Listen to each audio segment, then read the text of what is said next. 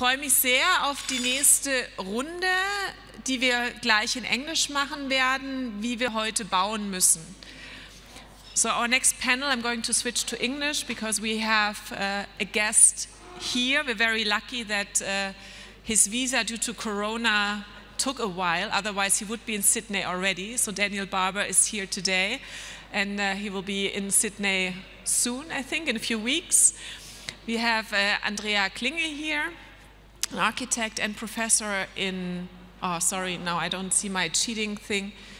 No, from ZRS Architects, but in Basel, right? And we have Elisabeth Endres, Professor Elisabeth Endres, engineering office Hausladen, but you're a professor as well at the Technical University in Braunschweig, yes. It's very hard. If you know people for so long, then you're always like wondering. And we have with us virtually, hopefully he's here, at Mazria, the CEO and founder of Architecture 2030. So maybe we'll try if we can connect to him. He's, I guess, home in Arizona.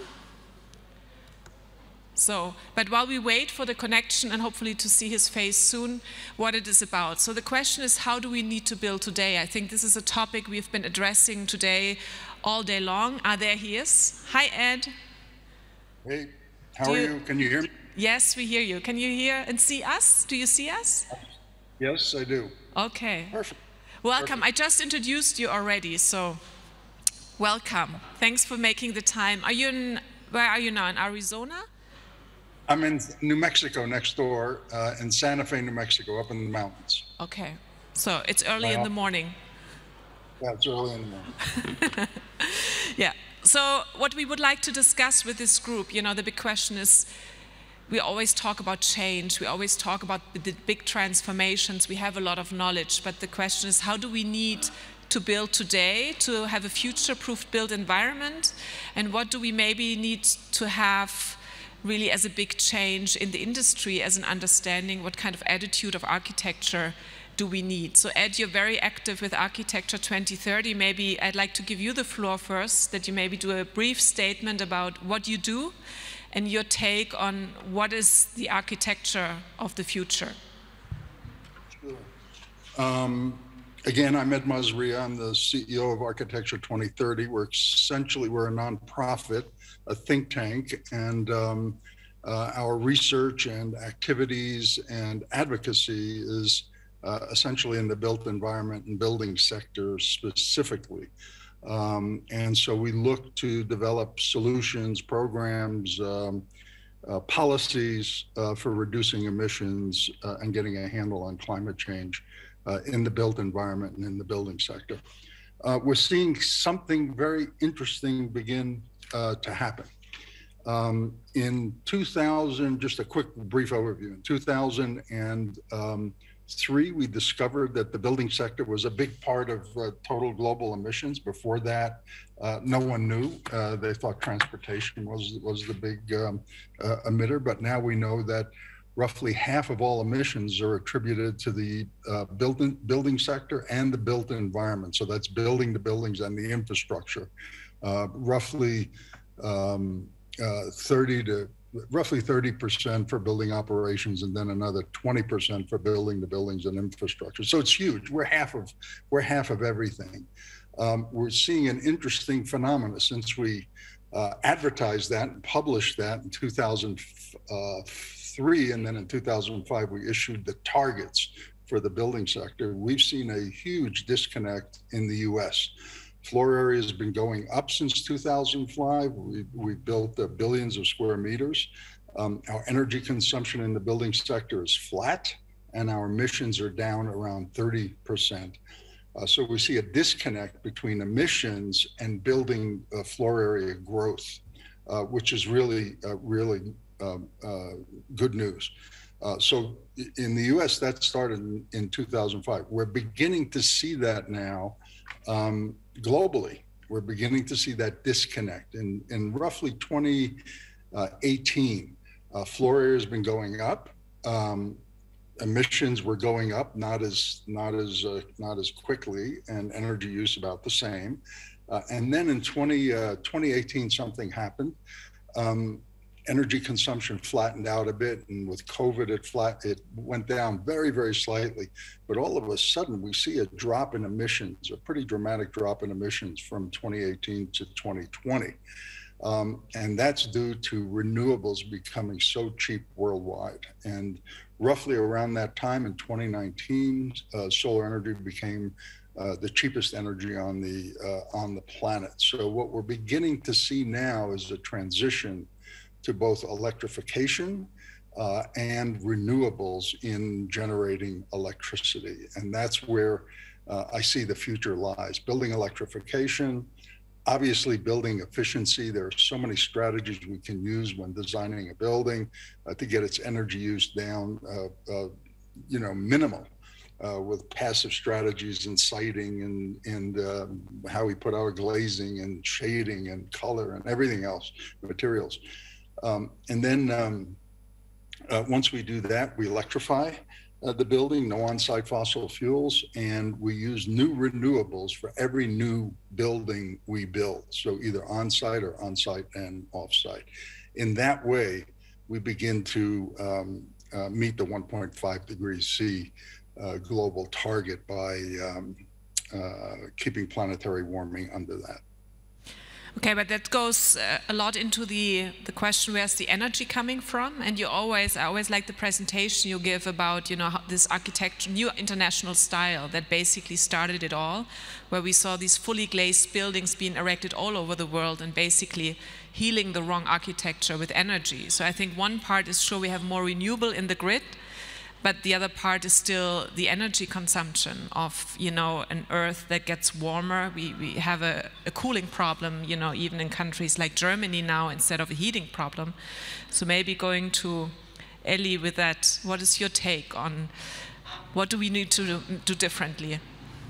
Yeah, I think one big question is also our requirements to what we are talking about and what we want to achieve. So, and what is also able to get. I just remembering 2 weeks ago, I was sitting in a very nice courtyard in Berlin, in a nice hotel, and it's an old prison, and it has no air conditioning. And there were sitting some people next to me, and they said it's a nice place, but they have no air conditioning, and they were a bit like, I'm not sure how the night will be. And I said it's not a problem because you have 60 centimeters brick walls, you have very low window to wall ratio, and so you just have to open the window by night. So it's very quiet place in Berlin, it's very nice. And in the morning they came at the breakfast and I was thinking, oh no, and they said, oh, it was so good that you told us to open the window. And I think that is something we have to get rethinking about our standards and requirements, and also about our benchmarks. So is kilowatt hour per square meter still the best benchmark where we have to calculate on, or is it better to talk about CO2 per person? So it's not just the thing, how do we build? So I think we have to make more climate responsible architecture. But it's also the question of what are the benchmarks we are talking about, and we try to we want to define quality, and it is not just degrees Celsius and kilowatt hours and Kelvin hours per year. Nobody is understanding what that means. So yeah, and a bit less complicated would be great. Which is something very brave to say, but for an engineer, that is a very strange concept. If you don't have something you can calculate and you like to measure things. And Germany is very good in measuring. Yes, and, so I think comparing. for a German engineer, this is like the nightmare you just Yes. described. Yes. But maybe staying with this architectural topic, Daniel, I know you're very engaged in that kind of work. What is your, I mean, did we just lose as humans? We had earlier the statements that the architects don't really know enough about the people using the buildings, that there's a lack of knowledge in that direction. Did we just completely, do we have a disconnect as well of what we understand, how a building works and what a good environment for us is, and to just open the window is the new innovation? Yeah, no, I think it's a really important point to think about not only how our buildings are being designed, but how they're being used, and to emphasize that interconnection between design practices and, let's say, habits and practices of individuals that are using those spaces. one of the, in reference to some of the kind of statistics and relative numbers that Ed was bringing up as well, the extent to which so many of the efficiency interventions of the last 20 years have been overwhelmed by an increase in HVAC use per person, largely in the global north, right? So even though we're designing in a much more thoughtful and careful way in many places, in many instances, probably not enough instances, nonetheless, the use of HVAC has so increased, primarily in cooling, that some of that is being counterbalanced, right? So how do we begin to think about producing spaces that are not only, I mean, opening the window, of course, is one of the easiest interventions, right? But that are encouraging individuals to change their habits and practices, making those changes even, salutary, enjoyable, sort of part of daily life that is seen as not a restriction or a kind of impediment, but is seen as an opening up to a different way of living with the natural environment, with the world around us, right? So thinking as much about the sort of how do we build, and also how do we live in these buildings, right? And how do we live together collectively in different ways, I think is a really important piece of this puzzle. And a real opportunity for architects, right? A real opportunity for design, on the one hand, to imagine how to produce a space that is enjoyable in different times of the year, perhaps different rooms for different seasons, or also sort of inducing certain habits about opening windows, closing shutters, kind of adjusting the experience of the interior according to some of these systems. Yeah, I'll leave it there for now. Yeah, so I think this is a good maybe starting point for Andrea, who's doing a lot of work around like low-tech buildings, looking a lot into the resources. So how do we have to build today? I think we need to focus again on the climate. I think this is something we architects lost completely. So we have always our mechanical engineers on board, and then they should resolve the problems that we generate through the architecture. I think this is something that needs to be taught in universities again. Because as you said, we have everywhere glass buildings, despite the fact that we have increasing temperatures. So that even though on paper it might work, in reality we all know that it can't work.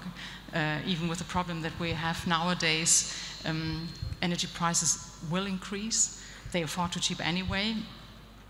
So that will be a challenge. So I think we should focus much more again on the architecture itself. The use of materials, we should look back, because when mankind didn't have access to technology, they were able to understand much better the passive measures they could implement in order to generate a sort of comfortable climate. I don't want to promote sort of like the standards of the past, but even there I think we should also question ourselves, the standards that we are aiming for, striving forward, is it not too much? Because we know that if you want to have 24 degrees during summertime all year round, the increase in technology that you need to provide for such 6 or 8 days, Ellie will know much better, is enormous, rather than accepting that you have maybe 2 weeks in summer that are getting warmer. And you live with that, and you find a solution to overcome this. So I think that there are lots of things that we can do, but we need to actively look at it. Can I just follow on that for a second? Because I think it's a very important sort of intervention, to really keep in mind that these questions of comfort, and of course I'm sure most people in this room are very well aware of this on many levels, right, are not fixed numbers, right, are not fixed zones, but are kind of concluded based on habits, based on practices, based on technical systems over the decades. So how can we begin to encourage, and when I say we, I mean specifically those of us in, let's say, the global north, in the over-industrialized countries, how can we begin to accept less comfort, right? How can we begin to allow ourselves, I mean, for those 6 to 8 days to be really hot, right? Or even more generally, right? To imagine a world in which it's not such a uniform temperature. Of course, coming from the US, where everything is kind of air conditioned all the time, I mean, even a space like this, we'd be usually hearing the hum, right, of the air conditioner in the States to kind of keep everything at the same degree, uniformly. So beginning to change our own expectations and aspirations, right? Beginning to change the ways that we sort of imagine ourselves moving through the world relative to this question of comfort, I think is crucial as well. I think before I come back to add one question, because you just said, and I think this is a big discussion, like we need to accept a different kind of comfort. And I know from studies Thomas Auer did that the people don't really feel comfortable in these buildings. So, or, I mean, from your experience? Yes, the question is always what does neutral climate means. So always people think neutral is good, but neutral is not so good. People like to have a bit draft in summertime. So if you go to an Italian city, you go to these places where you're shaded and you have a bit of air ventilation around you. So people love that. But if you would go to the norms, there you will get, as an engineer, you will have to pay because it's not on the norm. And I think that's really true. What is a good climate and what is a human climate we like, and not that on each point on the room you have 25 degrees. So it doesn't matter how warm it is up here. It doesn't matter because we are here. But if we would go for that and we would measure it, it would be the benchmark, I come back to that, for the engineers would be that we have the neutral climate all over the room. And this is very important, and we don't need it. So people are, it's very easy. Also, if you go to the outside climate, UCTI is there, the benchmarks you get. It's always about radiation, ventilation, and or the conduction to things. And people always know to go to the places they feel well. And I think it's the architect who has to provide those places in the inside as well as in the outside. I think what Andrea said is also very important. Sufficiency in your apartment is working very well if we come down from these square meters per person, which is really a problem, I think. Then we have to provide better public spaces, the places where that is our all places. So this is our responsibility from architects and planners to have very good climatic outsides. And people really, you can see that also in the studies in Munich they did on the department, is people know where to go. That's very interesting to see. Ed, you had a comment, but maybe ask a question from my side as well before I give you the floor. I mean, you work a lot with the big firms in the US and try to make the move. And it's not about playing the blame game, but is there some kind of like waking up and realization that maybe many of the buildings, especially like the commercial ones, being designed and built, that this is not the way forward? Yeah, no, this is a great discussion and a great panel, by the way. Yeah, we work with many of the large firms and now with the small firms. The AIA has really stepped up. You know, I got the gold medal not for all our architecture, but for advocacy plus architecture last year, and that was a breakthrough. Because they usually give it to architects and everything else. And now we're seeing all the firms that are being selected for awards and everything. The whole system is changing. Most of the large firms have really embraced designing very low energy and low carbon buildings. Everyone from Perkins and Hill to to ZGF, you name the firms. We're starting to see that now globally because the large firms have offices all over the world. I just want to go back to what the panel was talking about and just put all that in context. In the 1970s, we had an energy crisis, and the world got on board designing passive solar and naturally ventilated buildings. We were able to reduce back then, from the middle 70s on into the early 80s, the energy consumption of a typical building by 70 to 80%, just by how we designed the building. Just using natural systems, ventilation, letting the sun in at the right time, keeping it out at the wrong time, the kind of materials we used inside the building.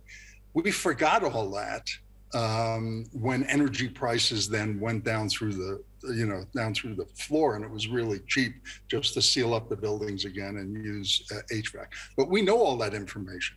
We know how to design buildings that are 70 to 80% less energy consumption, and then to supply the rest with renewables. All of those strategies and more, we've collected over the years. We've put them into the 2030 palette. You can go online, 2030palette.org, and every strategy is in there, from how you design cities to what kind of materials you use inside a building and passive systems and everything else. We hear a lot. It's getting less now, by the way, but we used to hear a lot about from architects that my client doesn't want it's too expensive. Well, we now know that doesn't cost anything. It's all design strategies. It's how you orient the buildings, what color you make it, is how you use the materials, how do you shade it, where do you put the glazing.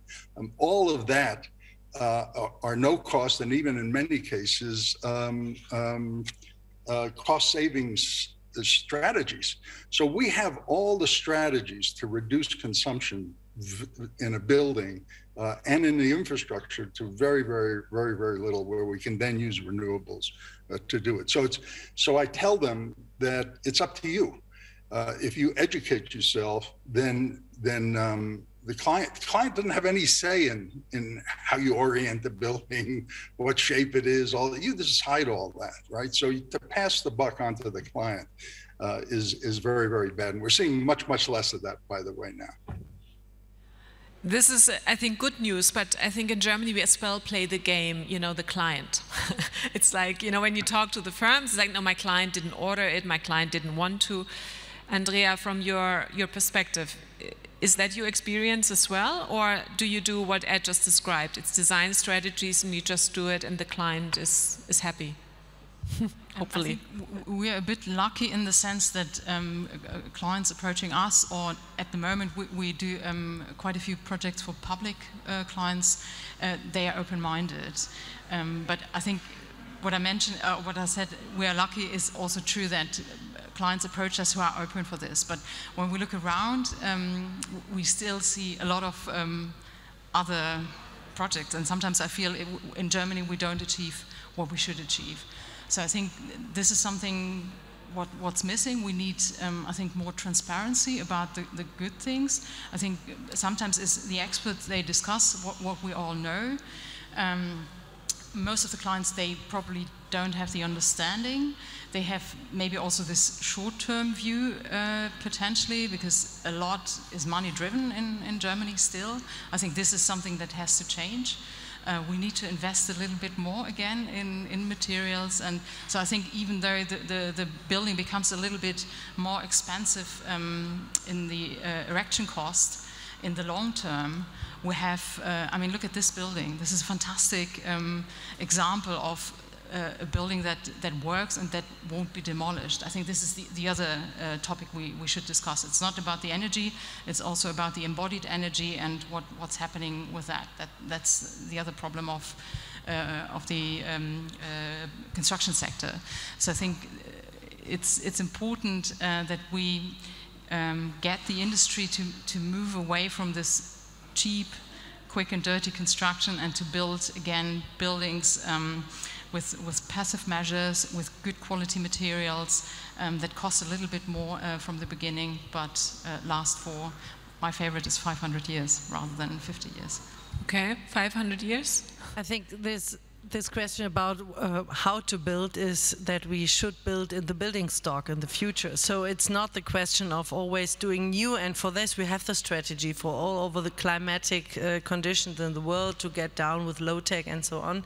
And then it's more with the client, but to get the mindset that an existing building is not a bad building and a new building is an efficient, nice building is really a thing we have to find, because when I look also at the education of architectural students, we always start with bachelor and master courses, always doing nice museums in Berlin and nice, I don't know, hotels and everything like this.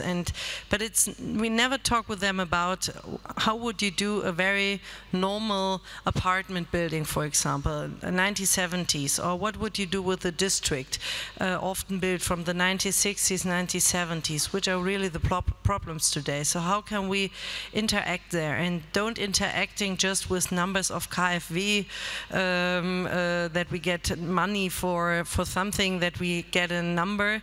So what is a principle work on that? And I just mentioned in our faculty we should start in the bachelor's, and they have just one chance in the master to do a new building, and the other part of the studies in architecture they have to work on the building stock. And I think that would be very great, but if they come to work as an architect, it's a bit too late. So that's a problem. We have also to work now on with the architects, having also more courage to go to the clients and say, you have a nice building, you don't have to break it down, you have a nice district in the cities.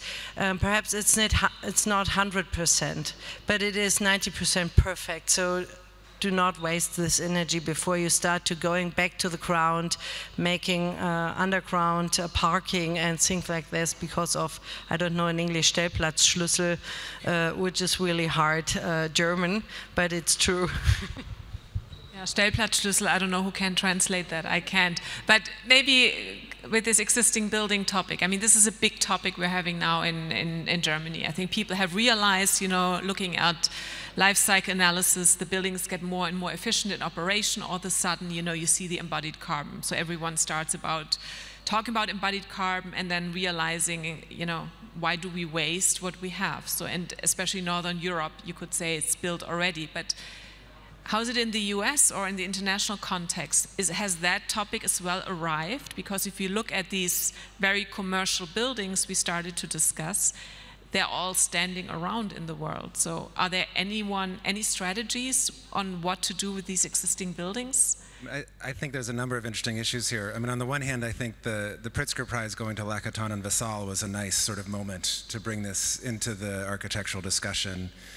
But at the same time, I think there's a lot of our existing building stock is in effect a kind of stranded asset, right? I mean, many of the buildings architects love. I'm thinking in particular of Mies van der Rohe's Seagram's Tower in Manhattan, which on a scale of 0 to 100 of kind of potential for energetic kind of refurbishment, right, to be rendered more efficient, came in at a 3, right? I mean, it was the lowest performing building in the city. Or at least in that initial analysis, right? So I mean, some buildings might be very difficult to reuse, or the strategies might kind of force us to reimagine our kind of heritage principles and some of the other questions on the table. On the other hand, the Green New Deal in the US, one of the main areas that kind of played a role relative to buildings is the interventions of insulation in the residential building stock across the country, right? So re-insulating, this is happening in the UK as well, rethinking those insulation procedures, materials, and so on to allow those buildings to simply require less HVAC in their heating and cooling across seasons, right? But I think also this question of the client is a crucial one, if I can sort of jump to that a little bit for a second, not only in the case of encouraging a specific client, but also keeping in mind and keeping a focus on the sort of planet as the client, right, in a sense, right? And really understanding that the changes that we're making here in Germany or in the US, right, are the changes that are impacting the heat waves in the Indian subcontinent, for example, right? I mean, keeping these connections very close at hand and very in the forefront of our minds, so that we sort of try even harder, right, and even push a little further to reduce carbon loads, to produce practices and ways of living in these buildings that are reducing carbon loads, so that that sort of broader client, right, can also get some of their needs met, let's say. Mm-hmm. Yeah, coming back to this existing building part, like what Ellie just described, Ed, it's a new field of work for architects. I think something, you know, we need to reach the architects who are actually in business today, so they need maybe to understand that new business opportunity on one side, but maybe as well start to educate themselves. Is that something you see, that there's this mind shift as well happening in your network? Yeah, there's a huge mind shift now. In fact, much of the shift is going from operational energy in buildings, because we have all the strategies, we know them all, we've been doing them since the 70s. The building codes now are getting really good. ASHRAE 90.1 2019 is a great code. The ICC 2021 is a great code. You have a zero a zero code that is actually now adopted by the IECC, so you can get the zero carbon in every new building design and operations. So now we're seeing a shift as of probably 3 years ago, maybe 4 years ago, which started in actually a conference in San Francisco where we discussed embodied carbon, and we teased out the percentage of embodied carbon just in buildings, 10% of total. That's just the skin, and that's just structure skin of a building is 10% of total emissions in the US. And then you have HVAC and escalators and plumbing and site work and everything else is another 10%. So you have, 20% of everything on an annual basis is this construction. So we've moved. And every firm now is thinking about it. We're developing new tools now. A woman named Pamela Conrad, for example, has just developed a tool called Pathfinder. That your building site and infrastructure is huge. You could sequester carbon in your site to offset anything that you do in the building by softscape, the difference between hardscape and softscape, what kind of plantings you use, how you do all that to actually sequester carbon. And she's come up with a calculator for all over the world that you can do that. It's coming online. It's called Pathfinder. It'll be online pretty soon. There's another group that we've been working with that looks at if you save a building or if you tear it down and build new, even though it's more efficient, what's your carbon savings so that you can make those decisions and show them to clients and everything else. That'll be out very, very soon. There are three things that we say,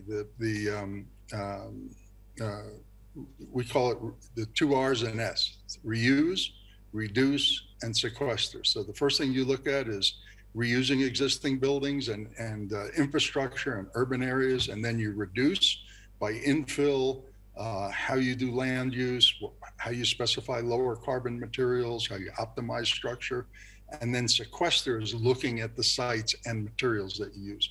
We're seeing a huge movement in the architecture community toward wood construction that comes out of the global north. So this is not deforestation or anything else. That is giving concrete and steel heartburn because they're losing building share. So the more wood we use that comes out of the global north from well-managed forests, right, where we're not deforestation. In fact, in the global north, we're seeing canopies actually grow. The more we do that, then the more competition we give concrete and steel to reduce their carbon. So all of a sudden, we're starting to see now in concrete, well, we can inject carbon in concrete and reduce its properties, all sorts of things like that.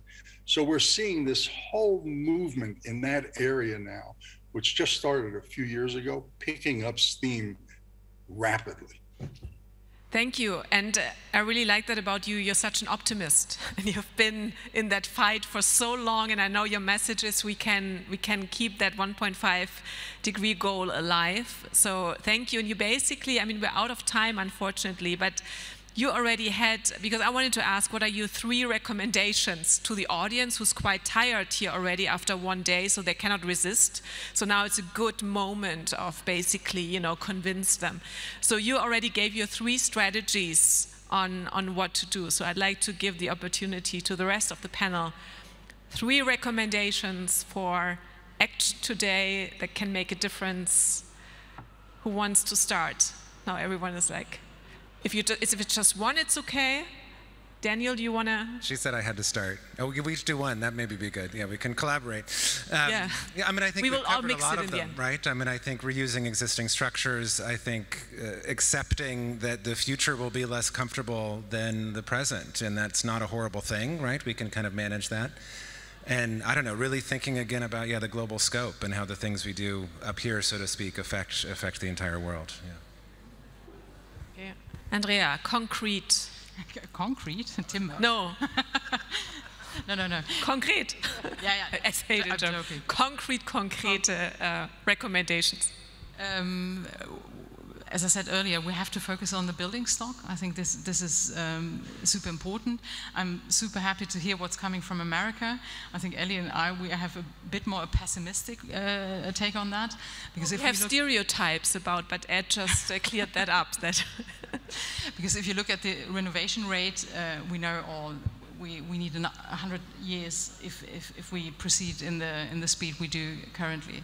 So I think there needs to be a mindset, a shift in the mindset also of architects, clients, focus on existing buildings. I think we need to achieve more with less materials in that sense. And I think we need to accept the boundaries and act within these boundaries, because we heard it today. Everything is, in a way, is known, but we still, carbon emissions, they don't harm yet directly. It's a bit like with smoking. My mum always, I was a smoker when I was a student, and my mum always asked me to quit. And there was no direct effect. That was the problem. And I think this is the same with CO2 emissions. We don't have a sense to experience what we cause with the CO2 emissions we have. And I think if we accept that, if we accept the limit, if we accept that we have a resource limit, then if we use our mind, then we're on a good path. Okay. Ellie. So all of these things, of course, but then very concrete or hard to say, is for me the planning process, that we start more to look to the performance of the building and really to have a look on what is the performance gap if there is something fall out, so of the technical supply. So it's more coming out of the performances of architecture and the district network, and then to look how much technical supply do we really need in a boundary of very, how to say, human conditions for inside and outside climate. So, and for that in Germany especially, we do not have the tools, so we just planning 40, 50 years ago with our Hawaii, which is still special. If you do a simulation, you always have to ask for 2,000 euros, and then it's saving of 100,000 euros. So we have to switch a bit more into those things. We have the tools to use them, really to look what is the performances, and then of architecture, and then to see what do we have to add on with a technical supply and an energy supply, and then that we can go in this discussion, and not coming from this is the architecture, this is the technical supply, this is the energy, and each engineer, architects as well, are engineers doing their best, but it is not 300%, it's 30% then perhaps. So this is for me really a goal to come to work together. And that is why Phase Null is so nice. Thank you. So thank you to all of you. Thank you very much, Ed. It was a very interesting and exciting panel. Ed, I will reach out to you about the COP, because I think, you know, we need to put something together to describe what we've just discussed, to get a different attitude towards architecture, to have design principles, you know, move away from that famous quote, technology is the answer, what is the question again, to maybe asking the right questions in design. So thank you all of you, and thank you, Ed, and we talk soon. Thank you. So good to see you all.